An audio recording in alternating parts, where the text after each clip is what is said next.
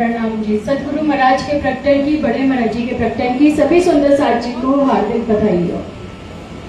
महाराज श्री के भीतर साहब में से ही कुछ एक प्रसंग आपके समक्ष रखने जा रही हूँ कि एक बार महाराज जी घूमते घूमते और ताप्ती नदी के किनारे पर पहुंचे।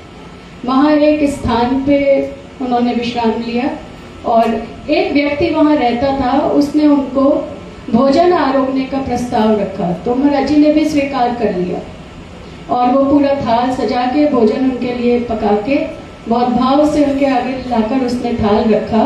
तो महाराज जी ने उसको बोला कि आप भी साथ में आरोगो मेरे साथ। तो उसने कहा नहीं, मेरा तो व्रत है, मैं तो 17 दिन से मेरा व्रत चल रहा है, मैं तो नहीं खा सकता, आप आरोगो। तो महाराज जी ये बात सुन के बहुत नाराज हुए और उन्होंने कहा कि मुझे तो लगता था कि ये कोई अच्छा शुद्ध स्थान है, लेकिन ये तो मुझे शमशान के तुल्य लग रहा है कि यहाँ पे 17 दिन से भूखा व्रत में एक व्यक्ति जी रहा है, बिल्कुल मरे हुए के अनुसार लग रहा है वो तो मुझे। तो वो नाराज होके और उठने लग गए कि मैं तो नहीं अकेला जीऊंगा। तो उसको लगा कोई मेहमान मेरे यहाँ से ऐसे भूखा चला जाए, तो उसको ये बात ठीक नहीं लगी और उसने भी उनके साथ भोजन आरोग लिया। अब खाना खा लिया, उसके बाद महाराज जी ने उससे पूछा कि क्या कारण है जो तुम 17 दिन से भूखे थे।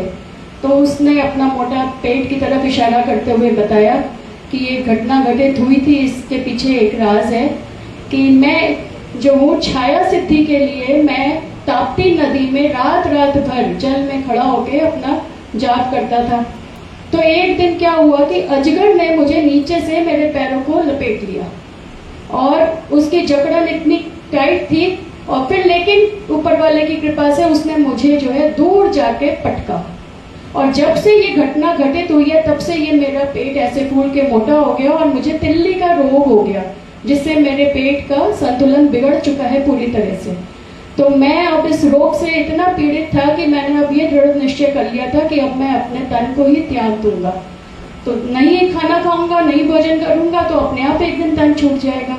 तो यही सोच के मैंने भोजन करना छोड़ दिया था। तो महाराज जी ने उसकी एक बात सुनी। इतनी देर में क्या हुआ कि एक वैद्य उसकी दवाइयों की शीशियां लेकर वहां पर आ गए।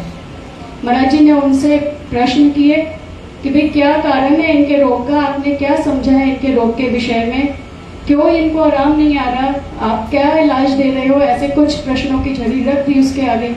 तो वो वैद्य ऐसे छोटे फोटोरी कोई था, उसको लगा कि भाई ये तो कोई पहुंचे हुए हैं, उसने उनको दवाई दिए बिना ही वहां से वो अपनी बोतलें लेके वापस भाग गया। अब महाराज जी की सुरता उस वक्त जो है बहुत घूमा करती थी परमधाम 25 पक्षों में। तो महाराज जी ने अपना बैठे बैठे वहाँ का वर्णन वो करते थे। उन्होंने वर्णन करना 25 पक्षों का, बाग बगीचों का, सबके वर्णन, हौज कौसर सबके वर्णन करने उन्होंने प्रारंभ कर दिए।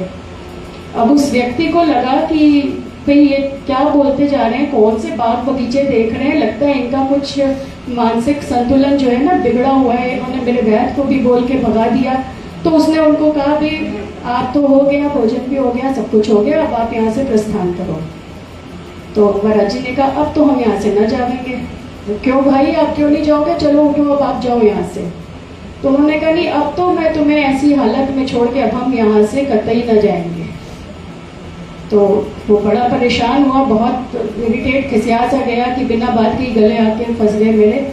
पर महाराज जी वहीं रहते रहे 2 दिन 4 दिन।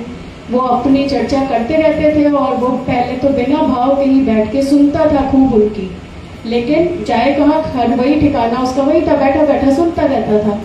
धीरे धीरे उसको भी जो बाग बगीचों का, जो हौज कौसर का, सबका महाराज जी वर्णन करते थे, धूप धुलीचे का, उसको भी कुछ अनुभव हुआ परम धाम का।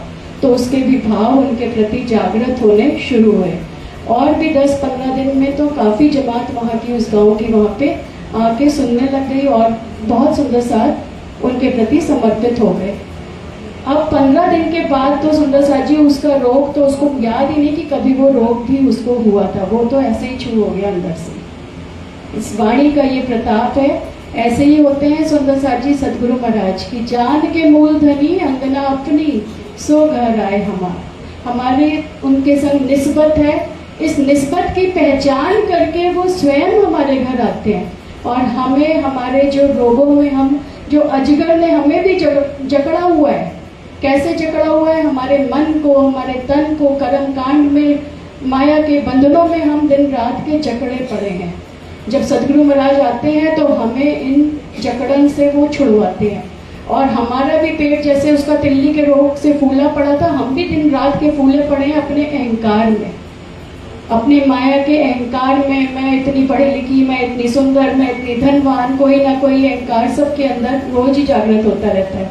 तो ये भी अहंकार जब राजी महाराज आते हैं तो वो ये माया की मैं खुदी को हमारे अंदर से मिटाते हैं और अपनी मैं खुदी हमारे अंदर जागृत करते हैं। मैं बिन मैं मरे नहीं, मैं सो मारना मैं। ये माया की मैं खुदी भी, जब धनी की मैं खुदी हमारे अंदर जागृत होती है तब ये माया की मैं खुदी मिटती है।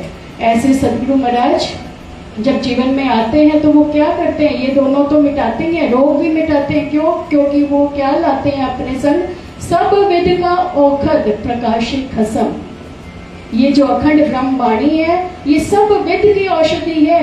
ये तन के भी रोगों को मिटाती है, मन के भी रोगों को मिटाती है, जीव और आत्म के रोगों को भी यही ब्रह्मवाणी मिटाती है। तो सदगुरु महाराज जब आते हैं तो वो हमारे अंदर प्रेम का बीज बोते हैं और इस प्रेम के बीज को फिर वो अपनी वाणी से जब सींचते हैं तो ये सारे रोग एक एक करके हमारे अंदर से मिटते जाते हैं। ऐसे ही थे हमारे प्यारे बड़े महाराज जी, और ऐसे ही प्रेम के स्वरूप बड़े महाराज जी, और उनकी सेवा की प्रेम भाव से प्यारे सरकार श्री ने। और आज उन्हीं सदगुरु महाराज की प्रेरणा से जो सरकार श्री के हाथी के कदमों पे कदम रख के चल रहे हैं, हम भी इस राह पे चलने का प्रयास कर रहे हैं। साधो भाई चीनो, शब्दा कोई चीनो। सदगुरु महाराज की पहचान कैसे होगी सुंदर साथ जी? उनके वचनों से, उनके शब्दों को हमें पहचानना है। उनकी वाणी से ही हमें उनके स्वरूप की पहचान होगी, और पहचान होने के बाद ही भाव आता है, और भाव के बाद ही सेवा जागृत होती है दिल में। तो साधो भाई चीनो, शब्दा कोई चीनो। क्यों? क्योंकि शब्द लखे बिन पार नहीं पहुंच सकते हम। इनके बिना हम अखंड की राह पे अलख ओल्हे बिन आग न जावे। जब तक अलख की पहचान नहीं होगी तब तक हमारे अंदर जो दावा नल की अग्नि चल रही है, जो हम भी फूले पड़े हैं अहंकार से, वो मिटेगा नहीं।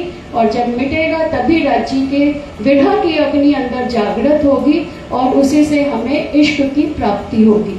तो राज्य के चरणों में अर्जी कि कब तक आप आते रहोगे? अभी गा रहे थे सचिन भैया कि आए ब्रह्म सृष्टि के कारण, तो कब तक आप हमारे लिए तन धारण कर करके आते रहोगे? अब आए हो तो सब ब्रह्मांड को अपनी पहचान करा दो, हर रूह को अपनी पहचान करा के और अखंड सुखों से नवाजो।